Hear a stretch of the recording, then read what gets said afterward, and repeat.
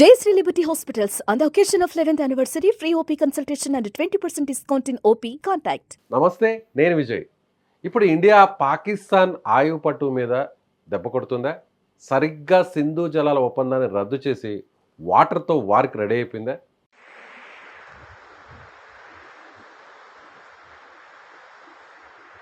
ప్రస్తుతం ఇప్పుడు జీలం నదికి సంబంధించినటువంటి వాటర్ ఫ్లడ్ కూడా అందులో భాగమేనా? ఎస్, వీటి గురించి డిస్కస్ చేద్దాం. మనతో పాటు ఉన్నారు retired army officer major Srinivasarao గారు. సార్ నమస్తే. నమస్తే. అందరూ అనుకుంటున్నారు ఎప్పుడైతే మనం ఈ సింధు జలాల్ని ఆపేస్తున్నాం అనేటువంటి ఒక అనౌన్స్మెంట్ వచ్చిందో వెంటనే జీలం నది నుంచి ఒక ఫ్లడ్ వచ్చింది.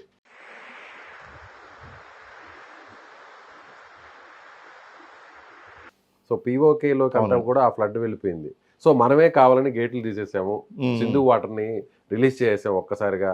సో ఇది కూడా పాకిస్తాన్ని ఉక్కిరి బిక్కిరి చేస్తుంది అని అంటున్నారు. నిజంగానే మనం కావాలని చేసిందే ఈ ఫ్లడ్కి రావడానికి కారణం? ముందు కావాలని చేసినా లేదో అసలు నష్టం ఎంత జరిగిందో ఒకసారి అంచనా వేద్దామండి. అక్కడ వాళ్ళు చూపిస్తున్నారు పాకిస్తాన్ ఏం క్లెయిమ్ చేస్తుందండి, మాకు మా జనావాసాలని అల్లకొల్లోలం చేసేసింది, మీ ఎమర్జెన్సీ ప్రకటించామని. మరి వీడియో విజువల్స్ ప్రకటించారు కదా, ఎక్కడ కూడా ఆస్తులు ఇల్లులు మునిగిపోయినటువంటి ఫొటోస్ కనిపించడం లేదే, లేకపోతే జనాలు చనిపోయినటువంటి ఫొటోస్ ఎక్కడ కూడా విజువల్స్ లో కనిపించడం లేదే. ఆ లోయల్లోంచి వెళ్తుందండి వాటర్, ఫ్లడ్ వచ్చింది. మనం కూడా first level danger signal, second level, third signal ఇలాగ మనం పెంచుకుంటూ వెళ్తాము. అది మనకు న్యాచురల్ కలామిటీస్ వచ్చినప్పుడు చేసేటువంటిదండి. అలాంటి ఎమర్జెన్సీ అన్న అయితే ఉండొచ్చేమో తప్ప వాళ్ళకి విపరీతమైనటువంటి నష్టం అయితే ప్రస్తుతానికి కలగలేదు. కానీ ఎక్కడ కూడా పాకిస్తాన్ ఆఫీసర్స్ కి, ఇరిగేషన్ ఆఫీసర్స్ ని అలర్ట్ చేయకుండానే ఫ్లడ్ రిలీజ్ చేస్తారు. What we can do, it's మనం ఏం చేస్తున్నాం అంటే భారతదేశం ఏం చేయగలదు అన్నది చూపిస్తున్నాము. మనతో పెట్టుకుంటే మన ఇంటెన్షన్ ఇంకా పూర్తిగా నష్టం చేసే స్థాయికి వెళ్ళలేదండి ఇప్పటికీ కూడా. అదే మనలో ఉన్నటువంటిది ఏంటి అంటే సహనం ఎక్కువ అండి, సహనం ఎక్కువ. వాడు చేసినా సరే చూడు నేను ఇచ్చేయగలను, చూడు నేను కొట్టగలను అని 1-2 సార్లు చెప్పి ఇంకా చూసి అప్పుడు కొట్టడం స్టార్ట్ అవుట్ చేస్తామండి. అంటే ఇది ఒక ఇండికేషన్ అండి, ఇది ఒక ఇండికేషన్ మాత్రమే, ఇది ఒక ట్రైలర్ మాత్రమే. మేము నీళ్లు ఆపగలము, అవసరమైతే గనక మీకు ఇలాగా డ్యామేజ్ సృష్టించగలము, ఆపిన నీటిని కూడా రిలీజ్ చేస్తే ఆ విధంగా కూడా డ్యామేజ్ అవుతుందని మనం ఒక ట్రైలర్ చూపిస్తున్నాం తప్ప ఇంకా యాక్చువల్ డ్యామేజ్ అనేటువంటిది ప్రారంభం కాలేదు. మీకు అదంతా ఎందుకండి, ఎక్కడన్నా బార్డర్లో చనిపోయారంటే 10 మంది చనిపోయారు, 2 చనిపోయారు, 3 చనిపోయారు, 5 మిలిటరీలు చనిపోయారు అనేటువంటి వార్తలు వస్తున్నాయి తప్ప ఒక 50 మందిని చంపేసాం, 100 మందిని చంపేసాం, 200 ఇంకా స్టార్ట్ కాలేదండి. ఇంకా యాక్చువల్గా మనం యాక్షన్ ప్రిపరేషన్లోనే ఉన్నాము, డైరెక్ట్ యాక్షన్లోకి దిగలేదు. దిగితే కొలాటరల్ డ్యామేజ్ జరుగుతుంది. వాళ్ళు ఇప్పటికీ కూడా వాళ్ళకు ఒక అవకాశాన్ని ఇస్తున్నాం కాబట్టి మనం చేస్తున్న ప్రిపరేటరీ స్టేజ్లో ఉందండి. ఎవరైనా కూడా శత్రువుని అదను చూసి దెబ్బ కొట్టాలి అంటారు. అవునండి, నేరుగా వాడిని కొట్టడం కాదు, వాడి మూలాల మీద కొట్టాలి దెబ్బ అంటారు. ఇప్పుడు ఇండియా అదే చేస్తుందా? సింధు జలాల ఒప్పందాన్ని రద్దు చేసేసాక ఇప్పుడు అక్కడ నీరు లేక, వ్యవసాయం లేక పాకిస్తాన్ పూర్తిగా ఇంకా ఆర్థికంగా చతికిలు పడిపోయే పరిస్థితి ఉందంటారా? ఉందండి. రీజన్ ఏంటి అంటే ఈ సింధు నదీ జలాలు ఏదైతే ఉన్నాయో ఆ సింధు నదీ జలాలు ఈస్ట్ రివర్సు, వెస్ట్ రివర్సు, దాని యొక్క ఉపనదులు ఏదైతే ఉన్నాయో ఇండస్ రివర్ యొక్క ఉపనదులు, ఆర్బిఎస్ మనం చూసుకుంటే కనుక ఈస్ట్ రివర్స్ అండి. ఈ ఈస్ట్ రివర్స్ అన్నీ కూడా మన భారతదేశానికి ఉన్నాయండి. రావి నది, బియాస్ నది, సట్లెజ్ నది. ఈ నదుల మీద, ఈ 3 నదుల మీద కూడా మనకి పూర్తి హక్కులు భారతదేశానికి ఉన్నాయండి. ఇకపోతే మిగిలినటువంటి నదులు సిజేసి ఏదైతే ఉందో, Chenab, జీలము and one more Indus. ఈ ఇండస్ యొక్క ఉపనదులండి మిగిలినన్ని కూడా. అందుకే మనం పంజాబ్ అన్నప్పుడు పంజ్ అంటే 5, ఈ రావిని సింధు నదికి ఉపనదులు ఏదైతే ఉన్నాయో రావి, బియాస్, సట్లెజ్, చీనాబ్, జీలం, ఈ 5 కూడా అక్కడ ప్రవహిస్తుంది కాబట్టి దాన్ని పంజ్ అబ్ అని చెప్పేసి అన్నామండి. సో ఈ నదులన్నీ కూడా మనకి 3 నదులు ఏమో పూర్తి హక్కులు. ఏదండి మనకి 3 నదులు? మన రావి నది, బియాస్ నది, సట్లెజ్ నది. ఈ 3 నదుల మీద కంప్లీట్ హక్కులేమో భారతదేశానికి ఇచ్చాము. సో అందుకనే వాటి మీద మనం పూర్తి స్థాయిలో బ్రిడ్జిలు కట్టుకున్నాము, డ్యాములు కట్టుకున్నాము, ఆ నీటిని పూర్తిగా మనం ఉపయోగించుకున్నాం. ఇకపోతే వెస్ట్ రివర్స్ ఏదైతే ఉన్నాయండి, వెస్ట్ రివర్స్ జీలము, చీనాబు, అలాగే మనకి ఇంకోటి ఇండస్ మెయిన్. ఇవన్నీ కూడా ఏం చేసామంటే 1960లో ఉన్నటువంటి ఆ యొక్క నదీ జలాల ఒప్పందం ప్రకారము, ఆ యొక్క సింధు నదీ జలాల ఒప్పందం ప్రకారము దీంట్లో ఉపయోగించుకునేటువంటి హక్కు ఒక 80% నీటిని మనం పాకిస్తాన్కి ఇచ్చామండి. అయితే దాన్ని పాకిస్తాన్ ఏమని భావించుకుంటూ వచ్చింది అంటే అత్యధిక ప్రయోజనం వాళ్ళకి కలుగుతుంది కాబట్టి ఇది మా హక్కుగా వాళ్ళు భావించుకుంటూ వచ్చేసారు. ఎప్పుడు దీని మీద ప్రాజెక్టులు నిర్మించినా, ఈ 3 నదుల మీద ఎప్పుడు ప్రాజెక్టులు నిర్మించినా, ముఖ్యంగా మనకు చూసుకుంటే బాగ్లిహార్ ప్రాజెక్ట్ నిర్మించారు, కిషన్ గంగా ప్రాజెక్ట్ నిర్మించారు, రాట్లే ప్రాజెక్ట్ అనేటువంటిది ఈ 3 ప్రాంతాల్లో మనకి జల విద్యుత్ ప్రాజెక్టులు, అలాగే నీటి నిల్వ ప్రాజెక్టులు ఇవన్నీ కూడా మనం కట్టుకున్నామండి. కట్టుకున్నప్పుడు వీళ్ళు ఏం చేశారు, ఆ హేగ్లో ఉన్నటువంటి ఇంటర్నేషనల్ కోర్ట్ ఆఫ్ జస్టిస్కి వెళ్ళి మాకు భారతదేశం అన్యాయం చేసేస్తుంది, మాకు రావాల్సినటువంటి నీటిని ఆపేస్తుంది అని చెప్పేసి వాళ్ళు పెద్ద గందరగోళం చేశారు. అక్కడికి వెళ్ళి రిపోర్ట్ చేశారు.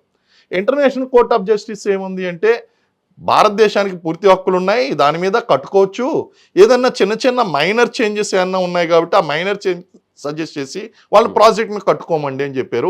అక్కడ కూడా విజయం మనకే వచ్చింది. అక్కడ ఏంటంటే తాగునీటి అవసరాల కోసం లేదంటే విద్యుత్ అవసరాల కోసం పూర్తిగా వాడుకోమని చెప్పింది, ఒప్పందంలో ఉందండి. సో మనం ఎప్పుడు ఉల్లంఘించలేదు. కాబట్టి ఇది ఏంటి అంటే ఏదో ఇండియా చేసేస్తుందని వాళ్ళు ఇంటర్నేషనల్గా వాళ్ళు చేసుకుంటూ వచ్చారండి. ఇప్పుడు ఇన్ని రోజులు బట్టి కూడా గతంలో మనకి 1965 వార్లో కానీ, లేకపోతే 71 వార్లో కానీ, కార్గిల్ వార్ టైంలో కానీ, పుల్వామా సంఘటన జరిగినప్పుడు కానీ, లేదా బాలాకోట్ స్ట్రైక్స్ జరిగినప్పుడు కానీ ఎప్పుడూ కూడా ఈ నదుల్లో నీటిని మనం ఆపలేదు. వారంగా చెప్పాలి అంటే మనం చేతగాని వాళ్ళ కింద కనిపించేవాడిని, వాళ్ళకి మన మంచితనమే వాళ్ళకి చేతగానితనం కింద కనిపించిందండి. కానీ ఈసారి ఇప్పుడు ఈ పహల్గామ్లో జరిగినటువంటి ఇన్సిడెంట్ ఏదైతే ఉందో ఆ ఇన్సిడెంట్ లో భాగంగా అష్టదిగ్బంధనం చెయ్యాలి అని చెప్పి పాకిస్తాన్ని ఈ యొక్క వాటర్ని ఆఫ్ చేసినటువంటి డెసిషన్ ఏదైతే ఉందో ఇది ఒక జలక్ అని మనం చెప్పచ్చండి. అంటే బ్రహ్మాస్త్రం అంటే దాన్ని బ్రహ్మాస్త్రంగా కొన్ని సంవత్సరాల తర్వాత మనం మార్చగలం. ఇమీడియట్ గా it is an indication what India can do to Pakistan. యుద్ధం చేయకుండానే ఆ దేశాన్ని ఎలా సర్వనాశనం చేయగలం అన్నటువంటి దానికి ఒక ఇండికేషన్. రీజన్ ఏంటి అంటే ఆ విధంగా బ్రహ్మాస్త్రంగా ఎప్పుడు మార్చొచ్చు అంటే దాని మీద కొన్ని ప్రాజెక్టులు అనేటువంటివి కట్టి దానికి పూర్తి స్థాయిలో ఆ నీటి నిల్వ సామర్థ్యాన్ని భారతదేశానికి పెంచి అసలు ఒక్క చుక్క కూడా డైవర్ట్ చేసుకుని వాటిని ఒక్క చుక్క నీటిని కూడా పాకిస్తాన్కి వెళ్లకుండా చేస్తే కనుక పూర్తిగా సర్వనాశనం అయిపోతుంది. కారణం ఏంటి అంటే అక్కడ త్రాగునీటి అవసరాల దగ్గర నుంచి వ్యవసాయ అవసరాలు అలాగే ఇండస్ట్రియల్ రిక్వైర్మెంట్స్ గురించి వాటర్ అనేటువంటిది ఇక్కడి నుంచే వెళ్తుందండి.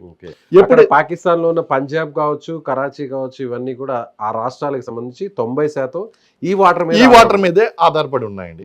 ఎప్పుడైతే ఈ నీటిని మనం ఆపేసామో అక్కడ వ్యవసాయం పూర్తిగా నాశనం అయిపోతుంది, పారిశ్రామిక అభివృద్ధి లేదు, నిత్యంగా వాళ్ళకు వాడుకోవడానికి వాటర్ అనేటువంటిది ఉండదు, నీటి కష్టాలు అనేటువంటి ప్రారంభం అయిపోతాయి. ఓ రకంగా చెప్పాలంటే పాకిస్తానీ ఆర్థిక వ్యవస్థ చిన్నాభిన్నం అవ్వడానికి, ఆహార భద్రతా సమస్య రావడానికి పూర్తి స్థాయిలో అవకాశం ఉన్నటువంటి బీభత్సమైనటువంటి ప్లాన్ అండి అది. ఓకే సార్, ఇప్పుడు తీసుకున్నారు ఈ నిర్ణయం. అయితే ఈ నిర్ణయం ఇప్పటికిప్పుడు ఇంప్లిమెంట్ చేస్తే నిజంగా వాటర్ని ఆపగలిగే సామర్థ్యం ఆ డ్యామ్స్ ఆ వ్యవస్థ మన దగ్గర ఉంది? ఇమీడియట్గా తెలియదు. కొంత ఇన్ఫ్రాస్ట్రక్చర్ డెవలప్ చేసుకోవాలండి. కొంత ఇన్ఫ్రాస్ట్రక్చర్ ఒకవేళ పాకిస్తాన్ కూడా ఇటువంటి ఫన్నీగా ఒకవేళ నీళ్ళు ఆపుకుంటారా, ఆపుకోండి ఎక్కడ పెట్టుకుంటారు చూసుకుంటాం అనేటువంటి కామెంట్లు కూడా పాకిస్తానీ మద్దతుదారులు ఇచ్చేటువంటి అవకాశం ఉన్నదండి. కానీ మనం దాన్ని పూర్తి స్థాయిలో మనం అనుకున్న చేయాలి అంటే కనుక ఇప్పుడే కదండి ఒకటి ప్రారంభమైంది కదండి. మనం చేయాలంటే భవిష్యత్తులో అవసరమైనటువంటి కొన్ని ప్రాజెక్టులు అనేటువంటి నిర్మించాలి. ఆ ఇన్ఫ్రాస్ట్రక్చర్ అనేది నిర్మించిన తర్వాత మాత్రమే మనం అనుకున్న విధంగా 100% నీటిని కట్టడి చేయడం అనేటువంటిది జరుగుతుంది. అయితే ఇమీడియట్ గా ఇంపాక్ట్ ఎలా ఉంటుంది, ఇది ఒక జస్ట్ ట్రైలర్ చూపించాడు, ఇది ఒక ట్రైలర్ అని చెప్పొచ్చు మనం. పూర్తి స్థాయిలో ఇప్పుడు ఇమీడియట్ గా చిన్న భిన్నం అయిపోతుందంటే ఏదో టైంలో మనం వదలవలసినటువంటి పరిస్థితి ఉంటుంది. ఎందుకంటే నీటి నిల్వ సామర్థ్యం అనేటువంటి చాలా ఇంపార్టెంట్. దాన్ని అంత స్థాయిలో నిల్వ చేయడం వల్ల మన దగ్గర కూడా లోతట్టు ప్రాంతాలు మునిగేటువంటి అవకాశాలు ఉన్నాయి. కాబట్టి ఇవంతా కూడా ఇన్ఫ్రాస్ట్రక్చర్ అనేటువంటిది కొంచెం over a period of time build చేసుకోవాల్సినటువంటి చాలా సాలిడ్ భయపెడుతుంది. భయపెట్టండి. నేను అందు గురించే కదండి, ఒక ప్రభుత్వం కాకుండా ప్రభుత్వం వాళ్ళ యొక్క విదేశీ శాఖ మంత్రి ఎలాగా మీరు రావి నదీ జలాలను ఆపారంటే యుద్ధం ప్రకటించినట్టే ఒక లూజ్ జలాలని. వీడికి ఏమైందండి ఇక్కడ ఈ యొక్క లష్కరీ తైబా యొక్క చీఫ్ మీరు గనక నీళ్లు ఆపి చేస్తే గనక రక్తం ఏరులై పారుతుంది అని చెప్పేసి ఊపిరిని ఆపుతాము లేదా మీ ప్రధానమంత్రిని చంపేస్తాం అంటే it shows the nexus between Lashkar-e Taiba అంటే ఉగ్రవాద సంస్థలకి పాకిస్తానీ ప్రభుత్వానికి మధ్య ఉన్నటువంటి అనుబంధం ఏంటో ఈ స్టేట్మెంట్ తెలియజేస్తుంది. ఒక రకంగా ఇది ఈ వాటర్ వార్ నిజంగా దీనివల్ల పాకిస్తాన్ ఆట కట్టయిచ్చా భవిష్యత్తులో ఖచ్చితంగా ఇప్పుడు ఈ నిర్ణయం తీసుకున్నాం మీరు అన్నట్టు చాలా మేజర్ ప్రాజెక్ట్స్ని కట్టేసాం, డ్యామ్స్ని కట్టేసాం, వాటర్ని డైవర్ట్ చేసాం, సో వాటర్ని స్టోర్ చేసుకున్నాం.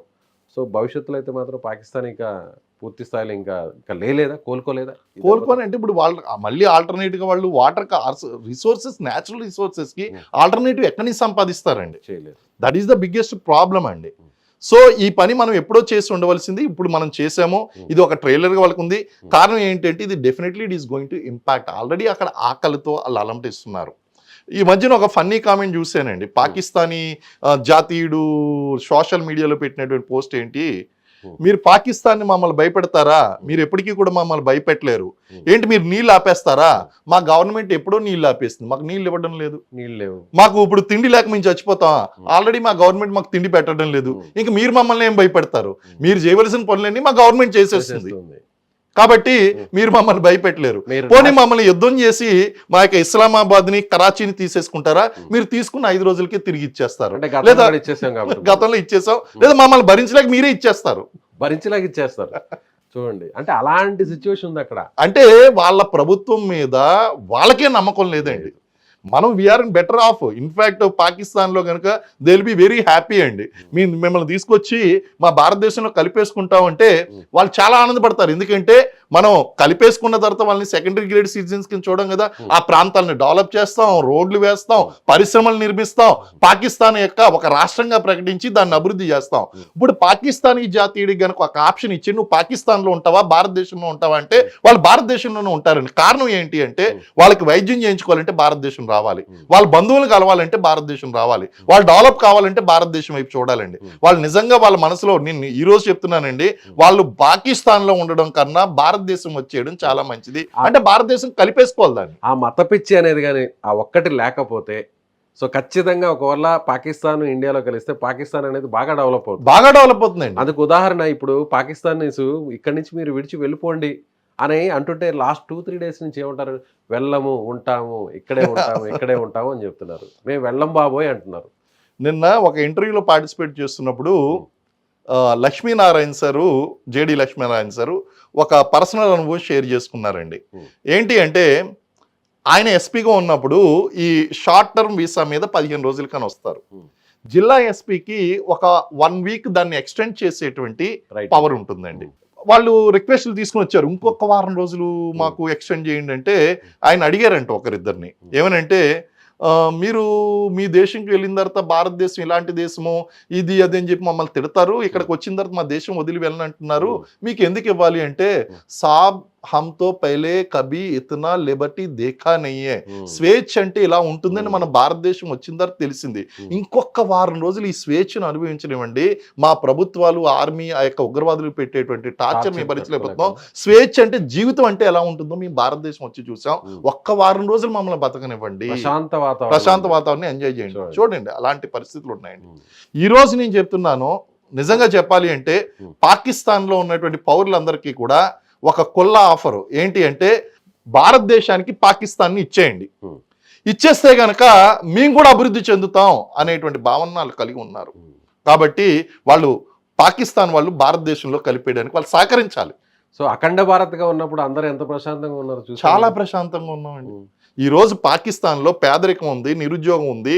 అలాగే ఒక రకంగా చెప్పాలంటే భారతదేశము 1950-60 సంవత్సరాల్లో ఏ విధంగా అయితే ఉందో ఆ విధంగా ఈరోజు పాకిస్తాన్ ఆల్రెడీ ఇంటర్నల్ సమస్యలతో వాళ్ళు బాధపడుతున్నారు, అనేక సమస్యలతో వాళ్ళు బాధపడుతున్నారు.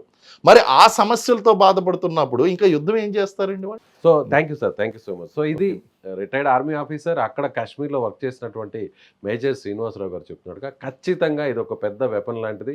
సో పాకిస్తాన్ని ఏమైనా చేయగలం అనడానికి ఇది ఒక చక్కటి ఎగ్జాంపుల్ అని ఆయన అంటున్నారు. Thank you so much.